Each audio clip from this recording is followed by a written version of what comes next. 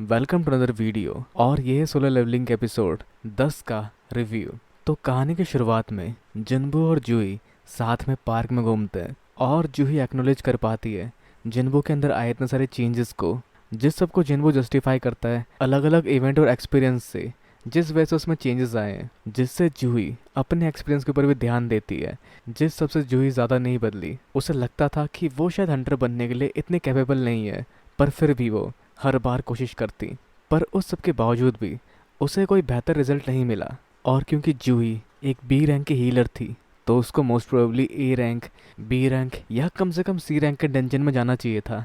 पर फिर भी वो उससे भी लोअर रैंक के डंजन में जाया करती। और इसी तरह से उसे एक डंजन में मिला जिन्बू, जिस पर आगे वो कहती है और बार बार मुझे तुम्हें हील करना पड़ता था। और ये बातें शुरू शुरू में जूही को काफ़ी चिढ़ा दिया करती थी, क्योंकि जिन्बू हर बार जख्मी हो जाया करता था।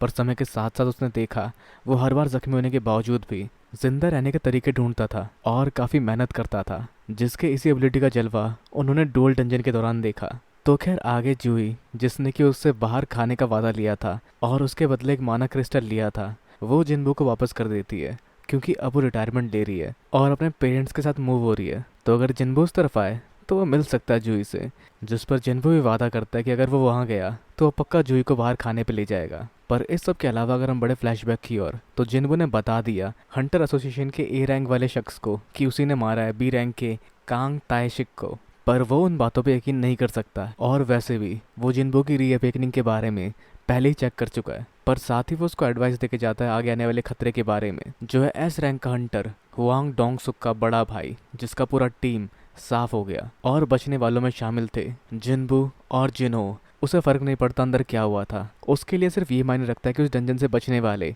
सिर्फ जिन्बू और जिन्हो थे। और साथ ही वो जिन्बू को बचने के लिए अपने परिवार के साथ देश छोड़ने की सलाह देता है, क्योंकि किसी भी एस रैंक के हंटर को उसकी मन मर्जी करने से रोक पाना लगभग नामुमकिन है।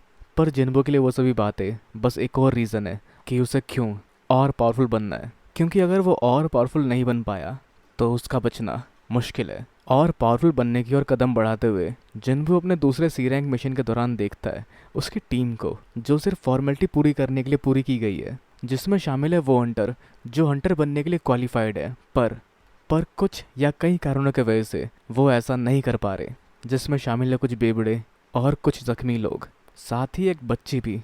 पर हंटर बनने के रूल के हिसाब से एज मैटर नहीं करती अगर उनकी शक्तियाँ अवेकन हो चुकी है, जो वैसे बच्ची बुलाए जाने पर नाराज़ है। पर जिन्बू का मतलब वो नहीं था। जिन्बू का मतलब था वो अभी हाई स्कूल में होगी और साथ ही उसे किसी रेड का एक्सपीरियंस नहीं होगा और उसकी रैंक शायद ई होगी। पर उसके हिसाब से इस सब से क्या फ़र्क पड़ता है, जैसा ही कुछ जिन्बू का भी मानना है, क्योंकि उन सबको बाहर ही इंतज़ार करना है। उस डंजन के अंदर जाएंगे जिन्हो और जिन्बू, तो हाँ, उन लोगों को बाहर रुकने का पैसा मिलेगा। उन्हें मिलेंगे 3 मिलियन सिर्फ बाहर बैठे रहने का। पर एक शर्त है, इनकी ये शर्त बाहर किसी और को पता नहीं चलनी चाहिए, वरना इस सब का 10 गुना इन्हें भरना पड़ेगा। तो वैसे कैंग को हराने के बाद जिन्बू को एक रियून स्टोन मिला था, जिसका इस्तेमाल वो अभी करता है, जिससे उसके पास एक और नई स्किल आ जाती है, और वो स्किल होती है स्टेल्थ, यानी छुपने की। तो इस सब के साथ ये दोनों इस डंजन के अंदर जाने को तैयार होते हैं, बस थोड़े से चेंजेस के बाद, क्योंकि जिन्होंने खुद को बचाने के लिए काफ़ी महंगा आर्मर पहना है, पर उसके अंदर मूव कर पाना मुश्किल हो सकता है, जिस वजह से जिन्बू उसको वो उतारने के लिए कहता है और आखिर में जिन्हों को वो उतारना पड़ता है। पर बस सर की सेफ्टी के लिए वो उसके हेलमेट को पहने रखता है। और जिन दोनों को अकेले डंजन के अंदर जाते देखकर बाकी लोगों को चिंता होती है कि क्या वो लोग अकेले वहाँ जाकर कुछ कर पाएंगे। खैर उन लोगों ने उन्हें चेतावनी दी थी, और वैसे भी इस सब के पैसे इन्हें मिल चुके हैं, तो अब इन्हें वैसे भी किसी चीज़ की कोई चिंता नहीं है। पर फिर भी काफ़ी हैरानी की बात होती है, एक डी रैंक और ई रैंक का हंटर अकेले गए हैं सी रैंक के रेड में, और इन लोगों के हिसाब से उन्हें अंदाज़ा भी नहीं है वो किस खतरे की ओर बढ़ रहे हैं। तो उन दोनों को अंदर गए हुए लगभग 1 घंटा बीत जाता है, और अंदाजन एक 8 लोगों की स्ट्राइक टीम को सी रैंक का डंजन क्लियर करने में 2 घंटे के करीब का समय लग सकता है। पर लगभग 1.5 घंटे बाद वो लोग वहाँ से बाहर निकलते हैं, और पहले बाहर निकलता है जिन्हों भागता हुआ, जहाँ उन लोगों को लगता है कि वो लोग लकी थे और बच के भाग निकले वहाँ से। पर ये सच नहीं होता, क्योंकि वो गेट बंद होना शुरू हो जाता है। तो उन दोनों ने हरा दिया बॉस को, जहाँ बाहर मौजूद बाकी लोगों की बोलती बंद होती है, जो जिन्हों के वहाँ से निकलने की बात को एक्नोलॉजी नहीं कर पाते। जहाँ ये आज के दिन 2 और डंजन क्लियर करने वाले हैं और इन लोगों को मिल सकते हैं 9 मिलियन कमाने का मौका। पर उनके दिमाग में बस एक ही सवाल घूम रहा होता है, ये लोग आखिर है कौन। तो इस सब के बाद जिन्बू और जिनो एक और डंजन के अंदर जाते हैं, जिस डंजन को क्लियर करना जिन्बू के लिए इतनी बड़ी बात नहीं है, पर टाइम लगाना पड़ता है उन्हें ताकि वो अंदर से माना स्टोन कलेक्ट कर सके।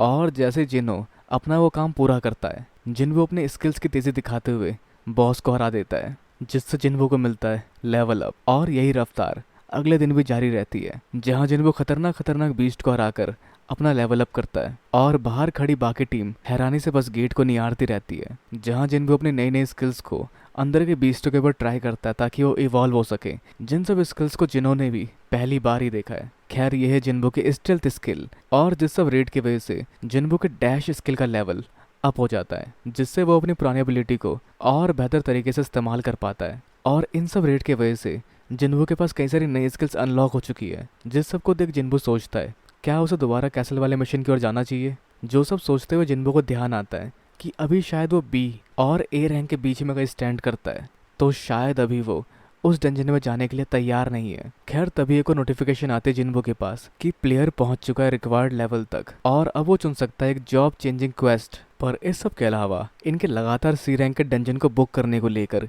ये खबर किसी और गिल्ड तक पहुंचती है, क्योंकि वो लोग मार्केट प्राइस से डबल प्राइस पे कर रहे हैं सी रैंक डंजन के लिए। खैर जिन लोगों ने उनके लीडर के बारे में कभी नहीं सुना, पर वो है छोटा बेटा यूजी कंस्ट्रक्शन के प्रेसिडेंट का, जिस सबको देख के वो मान लेते कि शायद एक अमीर बच्चा हंटर हंटर खेलने के लिए महंगे में चीज़ें बुक कर रहा है। पर तभी उन्हें दिखता है संग जिन्बू का नाम, एक ई रैंक हंटर, जिसे सुन दूसरा वहाँ खड़ा शख्स कहता है हाँ उनकी पूरी टीम ही ऐसी कमज़ोर लोगों से मिलकर बनी है। पर इस शख्स का इंटरेस्ट इस सब में नहीं होता, उसका इंटरेस्ट जिन्बू के ऊपर होता है, जिसका नाम उसने पहले भी सुना है, जिसे अंदाज़ा होता है कि शायद उसने उसका नाम डुअल डंजन वाले इवेंट में सुना था, और जिसे इस सब में कुछ गड़बड़ महसूस होती है, जिसे शक होता है कि जिन्बू दोबारा रीअवेकेंट हुआ है। पर किस बेसिस पे, जिसके पीछे 3 मेजर डिजास्टर होते हैं। पहला, उसने डुअल डंजन सरवाइव किया। दूसरा, हुआंग डोंगसुक की पूरी टीम मारी गई। तीसरी बार हत्यारा कांग ताइशिक से बच पाना, जिन सब में काफ़ी सारे लोग मारे गए, पर उस सभी इवेंट में बचने वाला सिर्फ एक ही शख्स था, और वो है जिन्बू। जो सारी बातें एक ही तरफ इशारा करती है कि जिन्बू की शक्तियाँ दोबारा जागी है। और जिस सबको देखते हुए ये उन पर नज़र रखने के लिए निकल पड़ता है, और गेट के पास पहुंचने पे ये देखता है वहाँ का माहौल किसी पिकनिक जैसा है, जिससे बात करते जिन्बू की टीम की एक लड़की, जो कहती है यहाँ खड़ा होना खतरनाक हो सकता है, जिस पर वो जवाब देता है कि हाँ जानता हूँ, मैं बस हंटर्स को देखने के लिए आया था यहाँ पर क्या तुम्हारा यहाँ होना खतरे वाली बात नहीं है। जिस पर वो थोड़ी नाराज़ होकर कहती है मैं भी एक हंटर हूँ, यानी वो भी इस ट्रैक टीम का हिस्सा है। पर वो बाहर क्या कर रही है, जिस सबसे उस शख्स को अंदाज़ा लग जाता है कि जिन्बू अपनी टीम को बाहर छोड़कर अकेले डंजन के अंदर गया है, और वहाँ से वो निकल जाता है। पर वो वहाँ से जाता नहीं, वो वहीं कोने में छुपकर सब कुछ सुनने की कोशिश करता है, जहाँ जिन्बू वापस लौट चुका है, और वो जिनों से अगले दिन का ऑफ मांगने की बात करता है, जहाँ जिनो उनके स्लॉट में कुछ और गेटों को इस पर कैंसिल करने की बात करता है। पर उसे कैंसिल करने की जरूरत नहीं है, पर जिनो को कैंसिल करना ही पड़ेगा, क्योंकि ये गेट उसके पास सिर्फ अगले 2 दिनों के लिए ही है। तो जिसे देखते हुए जिन्बू उन गेटों को फिलहाल के लिए डिले करने के लिए कहता है। जो सारी बात वहाँ बाहर खड़ा होकर कोई सुन रहा था। और फिर शाम होने के बाद जिन्बू के सामने आता है सैंगमिन, जो वाइट टाइगर गिल्ड के सेकंड एडमिनिस्ट्रेशन का मैनेजर है, जो जिन्बू से उसका कुछ कीमती समय मांगता है, और जिसकी बातें शुरू होती है अपने गिल्ड के बारे में बताते हुए, जो देश के कुछ जाने माने गिल्डों में से एक है, पर फिर भी वो चुनिंदा हुनर को ढूंढते रहते हैं। और वो बढ़ता है मुद्दे की ओर, क्योंकि वो देगा डबल उस कीमत की जो कि यूजिन कंस्ट्रक्शन वाले उसे दे रहे हैं, और अगर उसकी कुछ और डिमांड हुई तो भी वो पूरा करेंगे। और उसे लगता है उसका ये ऑफर काफ़ी कमाल का होने वाला है किसी भी ऐसे बंदे के लिए जो अब तक सिर्फ ई रैंक हंटर हुआ करता था।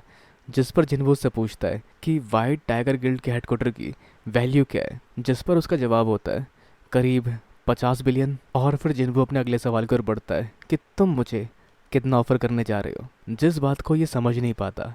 पर जिन्बू क्लेरिफाई करता है कि उसे अभी फ़िलहाल 30 बिलियन मिल रहे हैं, और उसका डबल इनके हेडक्वार्टर की वैल्यू के भी ऊपर निकल जाएगा। जिस पर वो शख्स बात संभालने की कोशिश करता है कि मैं इतना खुद से पे नहीं कर सकता, पर मैं कोशिश करता हूँ अपने ऊपर वाले अथॉरिटी से बात करने की। पर जिन्बू वहाँ से निकल जाता है, और इसे अफसोस होता है कि इसने डिटेल नहीं निकाली यूजिन कंस्ट्रक्शन की पहले। पर जिन्बू उसके बगल में खड़े होकर उससे पूछता है मैं जानना चाहूँगा तुम्हें मेरे बारे में कैसे पता चला, क्या तुम मुझ पर नज़र रख रहे थे। और जिसकी ये बात सुनकर वो हैरानी से जिन्बू की ओर देखता है, पर जिन्बू वहाँ नहीं होता। जिसके बाद इसके गाल पर एक खरोच लगती है, जिससे ये समझ पाता है जिन्बू की ये वेकेंट स्किल है स्टेल्थ, और ये भी समझ पाता है कि क्यों यूजिन कंस्ट्रक्शन ने इसे इतना बड़ा ऑफर दिया है। जो फिर जिन्बू से माफ़ी मांगते हुए पीछे मुड़ने वाला होता है, पर जिन्बू से पीछे मुड़ने से मना करता है। तो वो एक्सप्लेन करता है कि सही दाम पर डंजन न मिलने पर नए लोगों को ट्रेन करने में प्रॉब्लम हो रही है, जिस वजह से उन्हें रेट पर नहीं भेज सकते। जिस सबको देखते हुए उसने चेक किया कि कौन इतने सारे डंजन खरीद रहा है, और उस सब में इसने जिन्बू का नाम पाया, जिससे जिन्बू उससे पूछता है मेरे बारे में और कौन जानता है, जिस पर वो बिल्कुल सच कहते हैं कि मैं और मेरा बाहर बैठा साथी। जिस पर जिन्बू का जवाब होता है मैं अपना नाम ज़्यादा नहीं फैलाना चाहता, तो अगर लोगों को मेरे बारे में पता चला तो मेरा पहला शक आप पे ही जाएगा, पर इन्हें रिपोर्ट बनानी पड़ेगी, और साथ ही ये मरना भी नहीं चाहते, तो ये अपना और अपने साथी का मुंह बंद ही रखेंगे। जिस पर जिन्बू उनका शुक्रिया अदा करते हुए ज़्यादा सी रैंक डंजन खरीदने पर चिंता जताता है। पर जिन्बू फिलहाल के कुछ और समय के लिए भी इस सब को कंटिन्यू रखने वाला है, पर यह सब उनके हंटर के डेवलपमेंट के लिए दिक्कत हो सकती है। जिस सबको देखते हुए जिन्बू उन्हें अपने 3 सी रैंक डंजन बेचने के लिए तैयार होता है, जिसकी कीमत जिन्बू 300 मिलियन रखता है। पर जिसको कहते हैं काफ़ी महंगा है, एक अच्छे दिन पर भी अगर हम सब कुछ जोड़ें तो एक सी रैंक डंजन से हम सिर्फ 200 मिलियन ही कमा सकते हैं। और जिन्बू मान जाता है और वो कीमत कर देता है 200 मिलियन, और इन्हें मिलते हैं 3 सी रैंक डंजन 600 मिलियन में। और जिन्बू से डिटेल्स देता है पैसे ट्रांसफ़र करने के लिए। और जब दोनों खड़े होते हैं तो जिन्बू से अपनी आंखें बंद कर मुंह खोलने के लिए कहता है, जिस पर जिन्बू से अपना एक पोशन देता है, जिससे उसका लगा घाव भर जाता है। और इस भलाई को देखते हुए वो पूछता है इसका मतलब मैं ये समझूं कि तुम मुझ पर भरोसा करते हो, जिस पर जिन्बू का जवाब सिर्फ यही होता है कि तब तक जब तक तुम अपना मुंह बंद रखते हो। तो खैर वो जान पाया है कि जिन्बू उसकी उम्मीद से भी ज़्यादा बड़ी मछली है, और साथ ही इनकी वो गेट जो ये कैंसिल करने वाले थे एक अच्छे दाम पर बिक गए। और वैसे वो गेट उसने काफ़ी महंगे में बेचे हैं, क्योंकि उनके एरिया में बाकी गेट भी अवेलेबल है जो सिर्फ 70 मिलियन के बिक रहे हैं।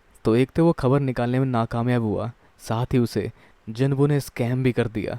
पर उसके फ़ोन पर एक मैसेज आता है जिन्बू का, इस सब के साथ हम दोनों बराबर हुए, मैं इस बात को भूल जाऊंगा कि तुमने मुझ पर नज़र रखी। और ये सारी बातें आखिर में उसको मोटिवेशन देती है। मतलब भले वो ठग गया हो, पर एट लास्ट उसके पास अब कॉन्टैक्ट नंबर है जिन्बू का। और साथ ही जिन्बू अपने जॉब चेंज क्वेस्ट के लिए कहीं दूर निकल रहा है। तो कहानी में अब तक जिन्बू एक दूर दराज के इलाके में आता है ताकि वो अपने जॉब चेंज क्वेस्ट को पूरा कर सके, जो कि उसे सिस्टम रिकमेंड कर रहा है। और जिन्बू अब तक के अपनी बाकी सभी क्वेस्ट को याद करता हुआ आगे बढ़ता है, और हाँ के साथ उस नोटिफिकेशन का जवाब देता है, जिसके साथ ही कमाल की पावर के साथ वो गेट सामने आता है। पर जिन्बू को तभी याद आता है कि उसने अपना डेली क्वेस्ट पूरा नहीं किया। पर खैर जिन्बू उस क्वेस्ट को पूरा करके अपना डेली क्वेस्ट पूरा कर सकता है। और अब इस सब चिंताओं को बाहर छोड़ जिन्बू बढ़ता है इस डंजन की ओर, और उस डंजन के अंदर जिन्बू फुल रिकवरी और किसी भी तरह के पोशन का इस्तेमाल नहीं कर सकता। साथ ही वो इस डंजन को छोड़ भी नहीं सकता जब तक वो सारे क्वेस्ट पूरे नहीं कर लेता।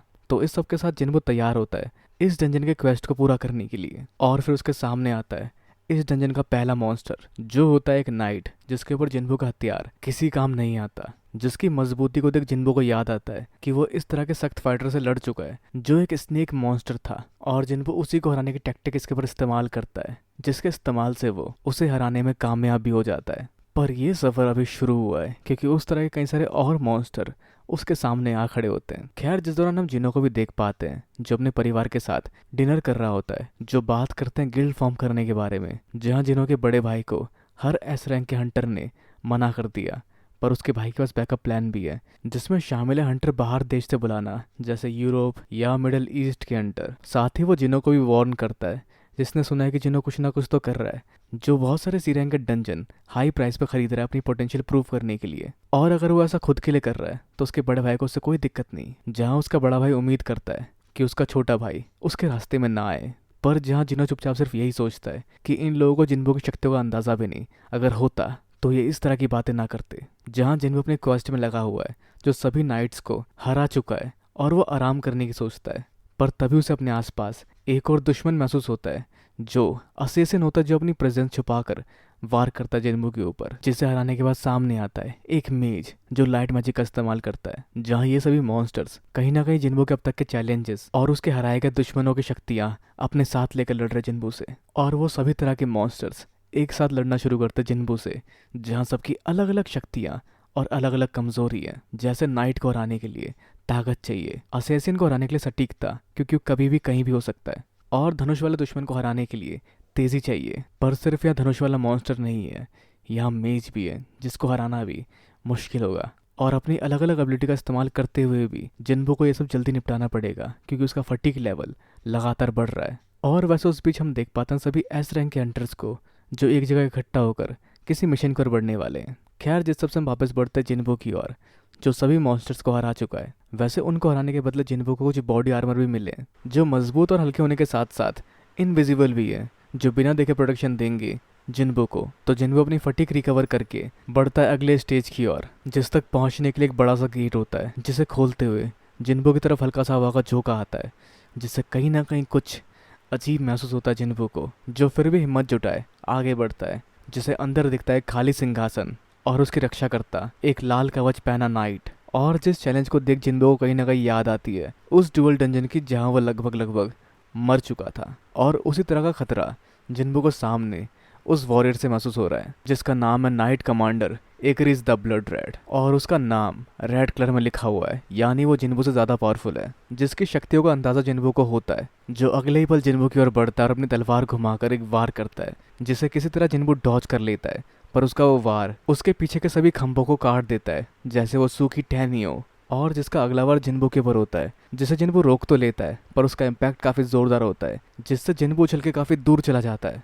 और इससे पहले कि जिन्बो के पैर दोबारा जमीन पर पड़े वो उस तक पहुंच जाता है और एक और वार करता है जिन्बो के ऊपर। और जिन्बो किसी तरह से उसके उस वार से बच पाता है, जिसके बाद जिन्बो उसकी ओर बढ़ता अपना खंजर लिए और उससे उस पर कई सारे वार करता है, लेकिन वो उन सभी वारों को डॉच कर लेता है। जहाँ मुश्किल से एक ही वार लगता है उसको, और उस एक वार से उसे कुछ नहीं होता क्योंकि उसका वो वार उसके आर्मर का कुछ नहीं बिगाड़ पाता। उल्टा वो अपना एक वार करता है जिन्बो के ऊपर जिसे जिन्बो किसी तरह से डॉच कर लेता है, जिसका वो डॉच करना भी किसी काम नहीं आता क्योंकि जिन्बो को वो दूर उछाल देता है। और जिन्बो महसूस कर पाता है कि दोनों की रफ्तार बराबर हो सकती है पर उसकी शक्तियाँ जिन्बो से कहीं ज़्यादा है। और अब क्योंकि उसके अगेंस्ट उसका खंजर किसी काम नहीं आ रहा, तो क्या जिन्बो उसे हरा पाएगा? और वो सब देखते हुए जिन्बो अपना हथियार वापस ले लेता है और उससे बिना हथियार के लड़ने का फैसला करता है ताकि वो उसके आर्मर को उखाड़ सके। जो देख के वो स्वाभिमानी नाइट भी अपने सारे हथियार नीचे फेंक बिना हथियार के लड़ने का फैसला करता है, जिसे शायद उम्मीद है कि जिन्बो को हराना उसके लिए ज़्यादा मुश्किल नहीं होने वाला। जिसके साथ ही वो नाइट बिना हथियार के तेजी से जिन्बो की ओर बढ़ता है, जो जिन्बो को अपने घूसे में लपेट कर नीचे पटक देता है और फिर कहीं दूर फेंक देता है। जिसके बाद तेजी से जिन्बो की ओर बढ़कर उस पर कई सारे घूसों का इस्तेमाल करता है, कई सारे पावरफुल और तेज घूसे, जिससे वो उस तरफ की पूरी दीवार चटका देता है। पर किसी तरह से जिन्बो वहां से बाहर निकलता है, जहां जिन्बो महसूस कर पाता है उसके वारों से उसकी कई सारी हेल्थ चली गई। जहां जिन्बो की किस्मत अच्छी थी कि उसने आर्मर का इस्तेमाल किया था, क्योंकि बिना उस आर्मर के शायद जिन्बो मारा जाता। जिसका मतलब ये नाइट बिना हथियार के भी काफ़ी शक्तिशाली है। तो अब क्योंकि उसकी ताकत का सामना नहीं कर सकता जिन्बो, जिस वजह से वो इस्तेमाल करता है अपनी रफ्तार का और यूज़ करता है डैश लेवल 2 का, और काफ़ी तेज़ी से उस नाइट के यहाँ वहाँ घूमता हुआ उस पर एक वार करता है जिसको ऑलमोस्ट वो नाइट डॉच कर लेता है। पर फिर भी जिन्बो अपनी रफ्तार का इस्तेमाल करते हुए उस पर घूसा मारता है, जिसको भी खैर एग्रीस ने डॉच कर लिया था। पर फिर भी जिन्बो अपनी रफ्तार का इस्तेमाल करते हुए एग्रीस पे कई सारे और वार करने के लिए आगे बढ़ता है, पर उसके एक भी वार एग्रीस को छू तक नहीं पाते। उल्टा एग्रीस उसको नीचे गिराकर उसका पैर पकड़ के उसे दूर उछाल देता है, जिसके बाद जिन्बो इस्तेमाल करता है अपनी स्किल विल पावर का, जिससे उसका डिफेंस स्ट्रांग हो जाता है। पर एग्रीस वहां से एक पत्थर फेंक के उसके ओर मारता है, जो एक असली वार नहीं, जो सिर्फ दिखावा होता है, क्योंकि एग्रीस उसके बाद उस तक पहुंचकर उस पर कई सारे वार करता है। और उन दोनों का मुकाबला एक बराबर मोड़ तक पहुंचता है, जहां किसी तरह से जिन्बो एक लात मारने में कामयाब होता है एग्रीस की गर्दन पर, और उससे भी एग्रीस को ज़्यादा कुछ नहीं होता, जो हवा हवा में ही जिन्बो को धो देता है। जिसके साथ ही एग्रीस के वारों की झड़ी जिन्बो के ऊपर लगनी शुरू हो जाती है, और एग्रीस जिन्बो को उस किनारे की एक दीवार से रगड़कर दूसरी ओर फेंकता है, जहाँ जिन्बो जा गिरता है उस जगह के सिंहासन के ऊपर। और इसके साथ ही एग्रीस अपने हाथ में अपने तलवार लिए तैयार होता है जिन्बो को हराने के लिए। पर इससे पहले कि उस तलवार का वार जिन्बो को छुए, जिन्बो उसके वार को अपने हाथ से रोक लेता है, जो चिल्लाता है, मैं अभी हारा नहीं हूँ। जिसके हाथ में तभी उसका खंजर आता है और वो अपने खंजर को एग्रीस के एक आंख में धंसा देता है और उसे पकड़कर उस जगह के दूसरे किनारे की ओर ले जाता है। और उस किनारे पे एग्रीस अपनी आंख से वो खंजर निकालकर उसका वार जिन्बो के ऊपर करने वाला होता है। पर वो खंजर जिन्बो का है, जिसे जब जिन्बो चाहे अपने पास ला सकता है, और वो वही करता है। जो खंजर एग्रीस के हाथ से हटकर जिन्बो के हाथ में आ जाता है और अपने खंजर को एग्रीस के मुंह के गैप में गर्दन के पास धंसा देता है और अपना पूरा जोर लगाकर उस खंजर को और अंदर गहराई तक धंसाता चला जाता है, जिससे वहाँ बहुत सारी स्किल्स का नोटिफिकेशन आता है। जो स्किल होती है फैटल स्ट्राइक लेवल 1। और इस तरह से जिन्बू ने अपना पूरा जोर लगाकर हरा दिया ग्रीस को। पर इस जीत से जिन्बू जानता है कि उसकी जीत एक तुक्का थी। स्किल, एबिलिटी और एक्सपीरियंस के तौर पर ग्रीस उससे काफ़ी ज़्यादा पावरफुल है।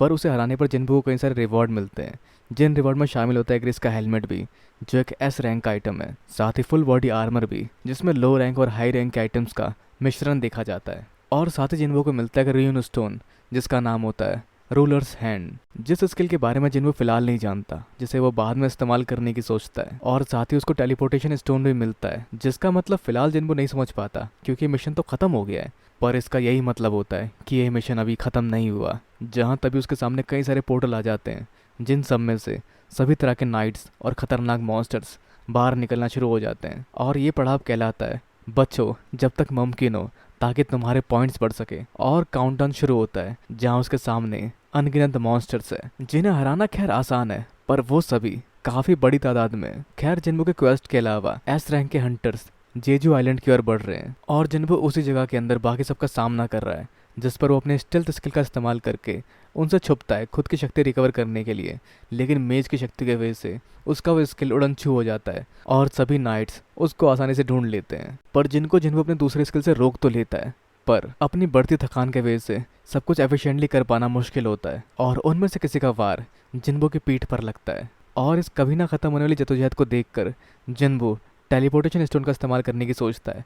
पर तभी एक और मॉन्स्टर की वजह से जो जिन्बू पे एक वार करता है, जिन्बू के हाथ का टेलीपोर्टेशन स्टोन छूटकर कहीं दूर गिर जाता है। और अब जिन्बू अकेला कमजोर इन सभी कभी ना खत्म होने वाले मॉन्स्टर्स के बीच में फंसा हुआ है। तो क्या है मकसद इस मिशन का? क्या इसका मकसद जिन्बू का मरना ही है? क्योंकि इन सब की संख्या कम नहीं हो रही, और ना जाने जिन्बू कितने और देर तक उन सब का सामना अकेले कर पाएगा। तो अब तक की कहानी में अनलिमिटेड वेव की वजह से उस डंजन के अंदर जिन्बू की हालत काफी खराब हो जाती है, क्योंकि वहाँ वो ना तो खुद को हील कर सकता है और ना ही वहाँ से निकल सकता है, जिसकी बाकी स्किल्स भी उनके सामने कोई काम नहीं आ रही। पर फिर भी जिन्बू हौसला ना हार कर उन सब का सामना करता है, जहाँ जिन्बू दोबारा अपने अंदर हौसला भरकर उन सब का सामना करता है। क्योंकि उसकी पावर लेवल हमेशा से काफी नीचे रही है, पर वो अब हौसला नहीं हार सकता। अब वो हर बार की तरह नहीं हार मान सकता। पर जिन्बू का शरीर जवाब देने लगता है, जिसे अलग अलग तरह की आवाजें सुनाई देती है, जिसे लगता है ये सभी मॉन्स्टर्स उसका मजाक उड़ा रहे हैं, जो कह रहे हैं ये देखो ये है वीकेस्ट हंटर। जिसमें उसके पुराने तानों से भरे और सपोर्ट से भरे हुए दिन भी होते हैं, जो उसका पुराना ट्रॉमा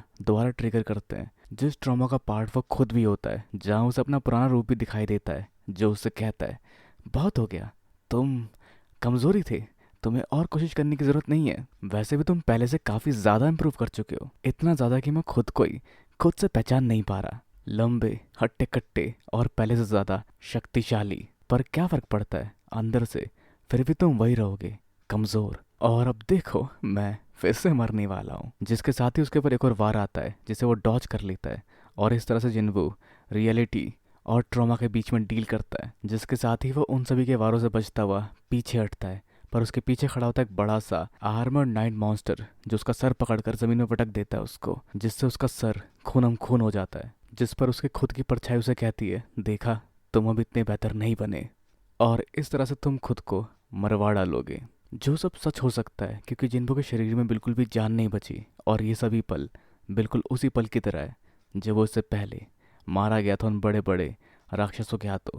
पर ये इतना सटीक नहीं होता, क्योंकि इस बार भी जिन्बू की किस्मत उसका साथ देती है, और आखिरी पल में उसके सामने आता है पेनल्टी क्वेस्ट। क्योंकि उसने डेली क्वेस्ट पूरा नहीं किया, तो उसे अब उसकी पेनल्टी भरनी पड़ेगी। जिस पर उसके खुद की परछाई उसे कहती है, लगता है वो लोग तुम्हें भी मरा हुआ नहीं देखना चाहते, तो मिलते हैं बाद में। और उस समय जिन्बू के ऊपर एक और वार होने ही वाला होता है। पर समय समाप्त होता है जिन्बू के डेली क्वेस्ट का, और हम बढ़ते हैं पेनल्टी क्वेस्ट की ओर, या पेनल्टी जोन की ओर, जो उसको उस वार से बचाकर पेनल्टी जोन की ओर ले जाती है। और अब क्योंकि वो उस डंजन में नहीं है, तो वो अपने पोशन का इस्तेमाल कर सकता है, और उसका इस्तेमाल वो करता है यहाँ खुद को हील करने के लिए, जिससे पहले वो अपनी थकावट दूर करता है, और उसके बाद यूज करने जाता है हीलिंग पोशन का। पर वो एक तय सीमा के दौरान इतने ही पोशंस का इस्तेमाल कर सकता है, जिस वजह से वो अपनी एचपी हील नहीं कर पाता, या यूं कहे कि फिजिकल चोटों को हील नहीं कर पाता। और तभी उसके सामने पेनल्टी जोन के बहुत सारे सेंटीपीड आते हैं, जिन जायंट सेंटीपीड्स को देखकर, जिनका नाम ऑरेंज में लिखा होता है, उसे तसल्ली होती है कि वो चिंता खामाखाई कर रहा है, उसे इन्हें हराने में इतनी मुश्किल नहीं होने वाली। और जिन वो आगे बढ़ता है 4 घंटे की पेनल्टी क्वेस्ट के दौरान इन सभी सेंटरपीड को हराने के लिए, जिसकी स्पीड, स्किल, हथियार और हौसले जिन्बू को आगे लेके बढ़ते हैं उन सबका सामना करने के लिए। जिन सबको हराने के बाद उसे मिलता है level up, level up, level up. और जिन्बू जानता था कि उसके लेवल अप होने पर वो खुद ब खुद हील भी हो जाएगा, जहाँ वो कई सारे सेंटीपीड्स का सामना कर चुका होता है। और अब 4 घंटे पूरे होने में बस 10 मिनट बाकी रहते हैं, जो देखते हुए जिन्बू तैयारी करने की सोचता है और इन्वेंट्री से खरीदता है एक हथियार जो नाइट या आर्मर्ड मॉन्स्टर को हराने में काम आने वाला है। साथ ही वो इस्तेमाल करता है उस रून स्टोन का जो उसको इगरिस को हराने से मिला था, यानी रूलर हैंड, जिसके इस्तेमाल से वो किसी भी चीज़ को हिला सकता है या उठा सकता है। जैसा कुछ करने की कोशिश करता है वो सेंट्रीपीड के साथ, लेकिन सेंट्रीपीड का साइज़ काफ़ी बड़ा होता है, जिसके साथ फिलहाल वो ऐसा नहीं कर सकता। तो इस सब के साथ जिन्बू की तैयारी पूरी हो चुकी होती है और पेनल्टी का समय खत्म होता है, जिसके साथ ही जिन्बू दोबारा उसी जगह पहुंच जाता है जहाँ से वो आया था। अब भले वो तरोताज़ा हो चुका है, पर चिंता बढ़ जाती है क्योंकि वहां पर उन सभी वॉरियर्स की संख्या भी पहले से काफ़ी ज़्यादा बढ़ चुकी है। पर इस बार थोड़ा फ़र्क होता है क्योंकि जिन्बू का वो हथियार जो नाइट्स को हराने में काम आएगा, जिस हथियार का नाम नाइट किलर है, वो काफ़ी आसानी से इन सभी नाइट्स को काटता हुआ आगे बढ़ता है। पर उन सबको हरा के जिन्बू को कुछ अजीब सा महसूस होता है कि कुछ बदल नहीं रहा, उसकी शक्तियाँ नहीं बढ़ रही, ना ही वो लेवल अप कर पा रहा है। और वो आगे इस भीड़ में देख पाता है एक मेज को, जहाँ ये सब शायद उसी का करा धरा है, क्योंकि वहाँ वो मैजिक कास्ट कर रहा है पर उसके मैजिक से इस तरफ कुछ भी नहीं बदल रहा। पर तभी जिन्बू सच्चाई समझ पाता है कि वो मेज कुछ और नहीं, बस यहाँ के लिए गेट्स खोल रहा है, जिससे इन्हें मिल रही है कभी ना ख़त्म होने वाली नाइट्स की सप्लाई, जो इतनी बार हारने के बाद भी संख्या में कमी नहीं हो रहे। जिससे जिन्बू समझ पाता है कि इन सबको मारने से ना ही उसको कोई एक्सपीरियंस मिलेगा और ना ही उसका कोई लेवल अप होगा। जो उन सभी नाइट्स पे हमला करते हुए जगह बनाकर हवा में उछल कर अपने हथियार से वार करता है मेज के ऊपर, जहाँ जिन्बू अपना डैगर या हथियार इतना तेज फेंकता है कि वो उस मेज के छाती के आर पार निकल जाता है, जिसके साथ ही सभी नाइट्स कोलैप्स कर जाते हैं। और अब जिन्बू समझ पाता है कि उसे क्या करना था जो उसने इससे पहले नहीं किया था। जो हवा में उछलकर पता लगाता है कि कहाँ हो सकते हैं मेजेस, जिसके साथ वो इस्तेमाल करता है रूलर हैंड का और अपने हथियार को फेंक कर उसे वापस अपने हाथ की ओर खींच लेता है। जिस तरह से कॉम्बो अटैक बनाते हुए वो सभी बीस्टों को हराता चला जाता है और रूलर हैंड उसके बाकी नाइट्स के मुंडी को कुचलने के भी काम आता है, जिसके इस्तेमाल से वो एक मेज को अपनी तरफ खींचकर उस पर हमला करता है, पर जिससे वो मेज भी चौकन्ने हो जाते हैं और वो अपने मैजिक से सभी धराशायी नाइट्स को इकट्ठा करके गोलेम बनाते हैं, जिसका वार होता है जिन्बू की ओर। और जिन्बू उससे भी बचकर ऊपर की ओर से उस गोलेम के ऊपर हमला करता है और इस तरह से उस गोलेम का ध्यान भटकाकर वो बढ़ता है आगे मेजेस की ओर, जहाँ अब सिर्फ 3 मेजेस और रह गए हैं, जिसके रास्ते में कुछ और नाइट्स भी आते हैं जिनको वो काटता हुआ आगे बढ़ता है, जिसे रोकने की कोशिश वो गोलेम भी करता है। पर उनसे बचने के लिए तेजी दिखाता हुआ जिन्बू उन तीनों मेजेस को हरा देता है। पर हाँ, उनका मैजिक अंडू नहीं होता और जिन्बू को अभी भी हराना होता है उस गोलेम को, जिसके मुक्के को अपने खंजर से रोकता हुआ जिन्बू अपना पूरा जोर पास करता है उस खंजर के साथ, जिससे वो शक्ति गोलेम के शरीर में दरारें लाने में कामयाब होती है और उसके पीठ से बाकी सभी नाइट्स का मलबा बाहर निकलता है जिनसे मिलकर वो बना था। साथ ही वो खुद भी धराशायी होकर जमीन पर गिरता है, जिससे उसमें जुड़े बाकी सभी नाइट्स भी बिखर कर जमीन पर फैल जाते हैं। और इस सब के साथ जॉब चेंजिंग क्वेस्ट फाइनली पूरा हुआ, जिसके साथ ही बहुत सारी चीज़ें लिखी आती है कि अब प्लेयर को बाकी लोगों की ज़रूरत नहीं पड़ेगी, वो अपने सभी काम को अकेला कर पाएगा, जिसे फॉलो करेगी शैडो आर्मी की गोस्ट। और हम आगे देख पाते जिन्बू का नया रोल जो उसे मिलने वाला है वो है नेक्रोमैंसर, जिससे जिन्बू इतना कुछ खास खुश नहीं होता, क्योंकि ये वो एबिलिटी है जो अपनी शक्तियों से मॉन्स्टर्स को बुलाते हैं ताकि वो उनके लिए काम करें। पर जिन्बू जहाँ तक खुद को जानता है वो क्लोज रेंज कॉम्बैट करता है और असेसिन्स की तरह लड़ता है, जहाँ ये एबिलिटी उसके साथ सूट नहीं करती, जहाँ इस एबिलिटी का मतलब होगा उसे पीछे रहकर लड़ना पड़ेगा और उसकी अब तक की सारी मेहनत इससे बर्बाद होती दिखाई दे रही है। खैर तभी ऑप्शन आता है कि क्या आप इसको एक्सेप्ट करते हैं, यस या नो, जिस पर जिन्बू नो कहता है क्योंकि उसे उस जॉब क्वेस्ट से ज़्यादा उम्मीदें नहीं है। पर नहीं कहने का कोई ऑप्शन होता ही नहीं, क्योंकि नहीं कहने पर यह चीज़ दोबारा दोबारा आती रहती है, जिसके साथ नोटिफिकेशन में ये भी आता है कि ये स्किल एक हिडन क्लास है। तो क्या जिन्बू अब भी इसको डिक्लाइन करना चाहेगा, जिसके साथ जिन्बू सोच में पड़ जाता है कि उसे क्या करना चाहिए।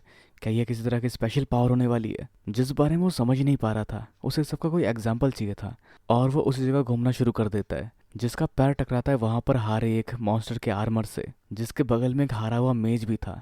और वो समझ पाता है कि ये शक्ति काफी तक सम्मन करने वाली शक्ति है, जो बिल्कुल उस मेज की तरह ही शायद सम्मन कर पाएगी मॉन्स्टर्स को। और इस डंजन में हुए सारी वारदात को याद करते हुए जिन्बू सोचता है कि क्या ये सच में उस सिस्टम की कोई चाल थी, जो हुआ सब कुछ एकदम एक्यूरेट हुआ। जो इस बात पर ध्यान देता है कि ये मेज जो सम्मन कर रहे थे ये खुद काफ़ी वीक थे, इस वजह से उन्हें हराना आसान था। पर जिन्बू के मामले में ये सच नहीं है और किसने कहा कि नेक्रोमैंसर आगे बढ़कर लड़ नहीं सकते। और अगर क्लासेस भी स्टेट्स की तरह बढ़ते हैं तो जैसे ही वो लेवल अप करता रहेगा उसकी स्किल्स भी लेवल अप करती रहेंगी और उसके साथ उसकी शैडो आर्मी भी शक्तिशाली बनती रहेगी। जिसका मतलब ये हुआ कि जिन्बू अब अकेले सोलो लेवलिंग नहीं करेगा, उसके साथ के बाकी मॉन्स्टर्स भी उसके साथ लेवल अप करेंगे। और वो इस जॉब चेंज क्वेस्ट के लिए हामी भरता है और जॉब चेंज क्वेस्ट इनिशिएट होता है जहाँ उसके पॉइंट्स के हिसाब से उसके क्लास में भी आगे चलकर अपग्रेडेशन दिख सकता है। और साथ ही इस क्वेस्ट को पूरा करने के रिवॉर्ड भी जिन्बू को मिलते हैं,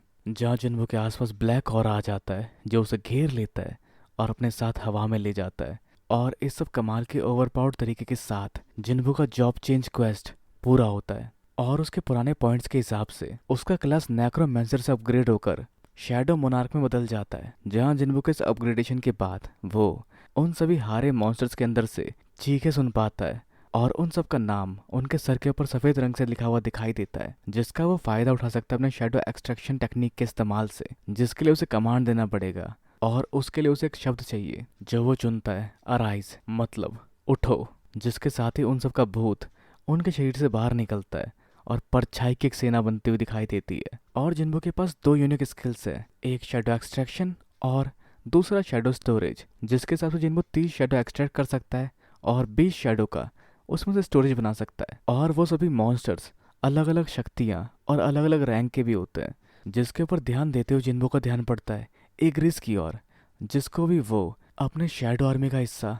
ज़रूर बनाना चाहेगा, जो पॉसिबली ए या एस रैंक का शैडो होगा। जिसकी ओर बढ़ता है जिन्बू और देख पाता है कि वो उसका शैडो एक्सट्रैक्शन कर सकता है। जहाँ वो आगे स्टोरेज देखता हुआ उनमें से 11 मॉन्स्टर्स को वहाँ से हटा देता है, जिसके साथ ही वो एग्रिस के सामने खड़ा होकर उसे कहता है उठो, जिसके अंदर से एक इंटेंस ऑरा निकलता है पर एग्रिस बाहर नहीं निकलता, जिसके साथ जिन्बू का शैडो एक्सट्रैक्शन फेल हो गया और अब वो सिर्फ 2 बार और ट्राई कर सकता है, जिसके एक बार और ट्राई करने पर भी आउटकम बिल्कुल सेम रहता है।